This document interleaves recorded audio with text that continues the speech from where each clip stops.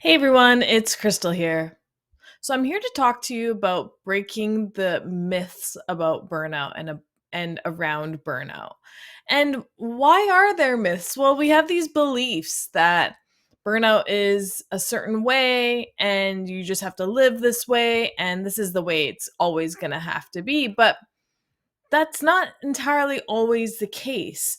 Burnout is something that has come on to you, so it can be removed from you. But understanding that there are some myths that we adapt to or believe, and they may not be serving you very well, especially when you're in burnout mode and may or may not acknowledge the fact that you are. But I'm curious enough to dig a little deeper, do a little bit more research about your emotions and how you're feeling and gain a better understanding overall regarding the sensations you're feeling within you. So let's break down the myths about burnout and let's dive right into it. So the first one is not being good at your job or whatever you're doing that's causing you to burn out.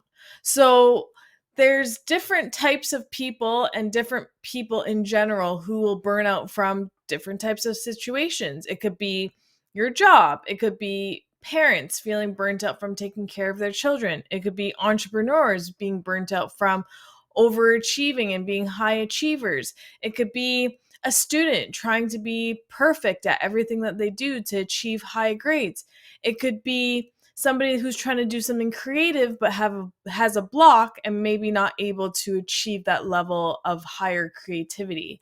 Whatever it may be, burnout can happen to anyone. So when you're starting to feel like you're not good at it, well, that's not true because you are good at it. That's why you're doing it. And you can always get better. And practice makes us better. Anything we practice and become more familiar with becomes better and better. So we know this. This is very logical forethought.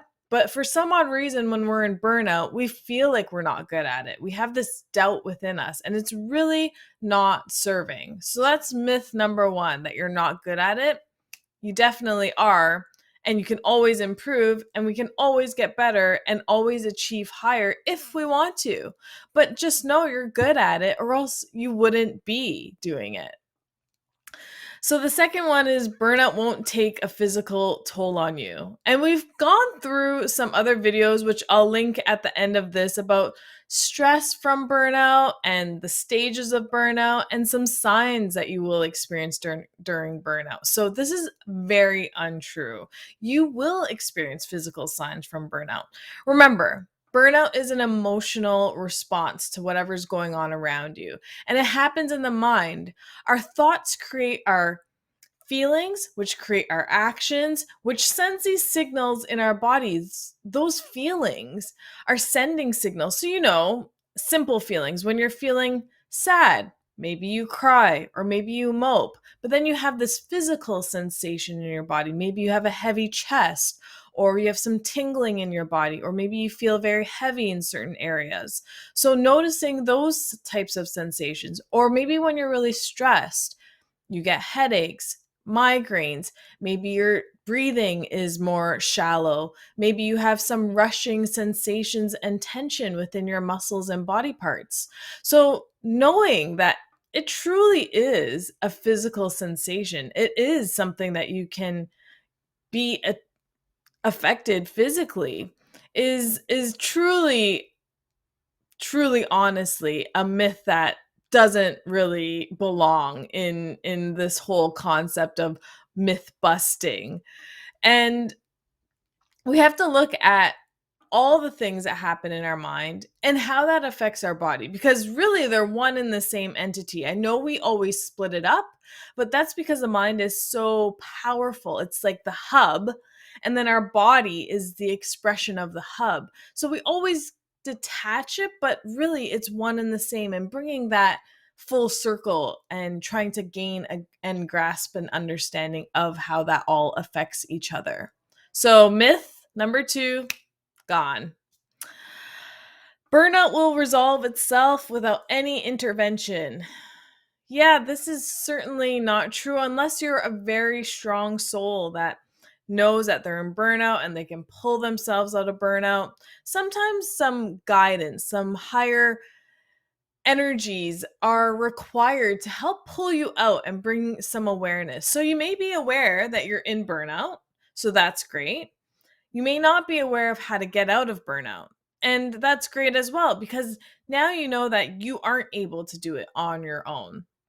And most people require some level of support, some way, shape, or form to get out of burnout. And a great way, really, is to identify it and find resources that work for you, some coping tools. So, some people may find resources in a therapist, for instance. Maybe somebody has a very close friend or family member they can confide in. Maybe there's someone at work that they feel the similar issues and may be able to provide some coping tools for that.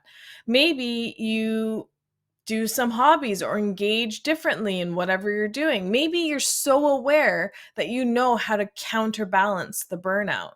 But sometimes when we search for help and some people that have some different insights of what's going on altogether as the human experience, it does help give us some resource and some guidance as suggestions of what may be available to us, or maybe some things we haven't tried before. So, really getting curious and doing some outside resourcing, talking to some people, finding resources that may work for you, and understanding that they may have just a different way of tackling things, or perhaps better ways that you may have never thought of before, and adapting those into your life to seeing if they work for you. And so then you can work at getting out of burnout. So that's really powerful. And networking and having some sort of mentor is always great. We can use and gain a lot from having that, because where else are you getting information aside from, yeah, of course you're doing your own research, but if you need to talk with someone and socialize in that sense, to have dialogue, sometimes that's even more beneficial in terms of gathering information and finding some different options for yourself. So, definitely won't resolve itself without intervention. Sometimes intervention is really necessary to just break that thought, break our patterns, and introduce something new. You need to handle this by yourself. Yeah, no. So burnout is all about creating this isolating bubble within yourself. It's an internal bubble that you've created and shows externally as well. Like, your relationships around you get affected. They just aren't engaged in the same mannerism. And when you're thinking that you need to handle this by yourself, it's very lonely. It's very daunting. It's very challenging to deal with anything by yourself sometimes, especially when you're not in the right frame of mind. So, finding some ways to be supportive, and not always needing to have a one-on-one type of session with someone, but maybe find some community groups of things that can help you feel better. Maybe it's a group that you work with, or a mom's group, or a parent group, or even your group of friends that just helps you sup support yourself and feel supported. So, knowing that you can't handle this on yourself, because when you're handling it by yourself, maybe you're not making the right decisions. And this kind of goes back to resolving it without intervention. It's having that level of support, that mentor, that leadership, an outside point of view. And sometimes that's very beneficial for us. And it makes us not feel so alone and disconnected and awkward. We are just like everybody else. And bringing that level of knowledge and awareness to yourself is very helpful, so you don't feel like you have to go alone at things. And know that there are resources at your fingertips should you seek them. You need to quit your job or whatever you're doing causing burnout. No, you do not have to. Unless, of course, you really hate what you're doing and you know this, like, from the depths of your soul, like, you don't like it.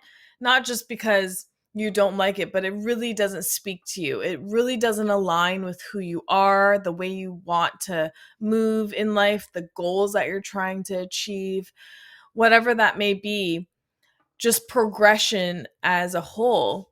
So if it doesn't align with that, all right, well, maybe it's something certainly to consider. But if it does align with it and it is what you wanted and you are where you want to be in life, but it's just tiresome and cumbersome and taking its toll on you, well, this is how we need to use our coping skills to help us move through any challenging situation and bring us into this mind state of helpfulness and thoughtfulness and courage for our own self so we can get through challenges and work through them and come above them rather than have them suffocate us. So, you don't need to quit whatever you're doing that's causing you to burn out. You need to bring a different attitude towards it, a different mind frame, a different coping tool to deal with these things. So, if something's really hard at work, maybe you're dealing with a really challenging personality and you can't change people. We all know that. So, how do you deal with that challenging personality? Well, you adapt your way and you act in a way that completely matches with who you are. And when that challenging person comes to, you can hold yourself with confidence, with knowing and valuing who you are and giving yourself that value and that stakeholder type of position within a relationship will really give you that courage of being able to speak up and being able to take some leadership for your own self and deal with these challenging personalities. Because let's be honest, not everyone always sees eye to eye, not everyone always agrees, not everybody's the same. We may be in a working environment where we just have these working relationships, but how do you make those relationships not affect you in your own personal self and well being? So, thinking about quitting anything that you're doing, maybe you're just a really tired parent and you've just given up. You feel like you failed, that you haven't achieved your expectations as a parent, but you're maybe setting unreal expectations of yourself and you can't really quit being a parent. Of course, you do the worst case scenario and leave, which is quitting. But if you don't have that intention and you're just having a really bad bout of this, learn at what good expectations look like. What are you expecting of yourself and the outcome of the situation? And not to give up on yourself and not to give up on people around you, but mostly not to give up on yourself because it's yourself that creates the events, that creates the outcomes. So work at looking at how that looks like and how that feels like to you. So quitting is not an option, of course, as I said, unless it doesn't align with you. Otherwise, we're not quitters. And the last myth is burnout can't come back. Yeah, so if we don't harness a stronger mental fortitude, it can come back. If we don't work really deep inside our mind and change our habits of how we react, respond, and interpret our perspectives, yes, it certainly will come back. And sometimes people have a short glimpse of no burnout, but then it comes back ever so strongly because they've let down that guard. They haven't really installed those habits into their mind and into their actions. So when you are going back to this burnout state, you are repeating the past. You're repeating the way you're responding. You're repeating the way you're interpreting things. Things haven't changed enough for you mentally and for your own feelings and yourself to help you emotionally grow from this and not allow it to happen again. Now, it is possible that it can come back, cannot come back. It is possible. For for instance say you're dealing with work burnout, it may not come back for that situation. It could come back maybe for something else related to work. Maybe you find something else down the road. Maybe you're scheduling doesn't really serve you at this time, and before it was just the amount of tasks you were doing, you have to break it down per segment. And if you're finding each thing is burning you out, you need to address that and how that's actually deeply affecting you, and also how you're interpreting and processing these things in your mind, which leads to burnout. So, really looking at each individual thing that's burning you out, break it down, be your own detective. I just think it's so important for us to bring this level of awareness to our internal selves. If you don't talk to yourself internally, if you don't bring awareness to your internal self, it really can get out of order. It can be chaos. You could really lose control of everything going on inside. So to regain control is to regain an understanding with you, with your thoughts, with the way you feel, with your body sensations and whatever's going on within you. And then you can do better at making sure it doesn't come back. And also, maybe it'll show up in different parts of your life. Burnout can show up anywhere. It's not just work. It's not just parenting. It's in any scenario. You could be doing a routine for so long and just be burnt out from it and need a change, but never notice that and just be in this miserable routine all the time. So, really acknowledging what's working for you and what's not working for you in your life, and bringing some level of awareness. And this is about your attitude and your perspective and things that you're doing in your life. Do they resonate with you, or are they going against you?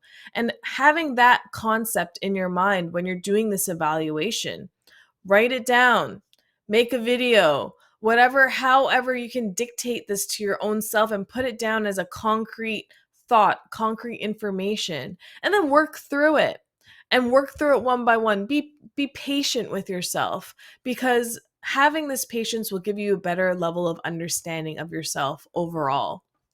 So it can't come back. That is a myth, because it can come back, but it can only come back if you don't know how to tackle these situations. If you don't have good coping skills, better coping skills to get you through this. And stress can happen at work, it can happen in our home life, it can happen on all parts of our life. But if we don't have any strong coping skills in our work life, then we're not going to have any strong coping skills in our home life. And then we will experience burnout in both cases. So, really knowing that it can come back, but you can keep it at bay if you have these really strong, phenomenal coping skills and awareness to your own self.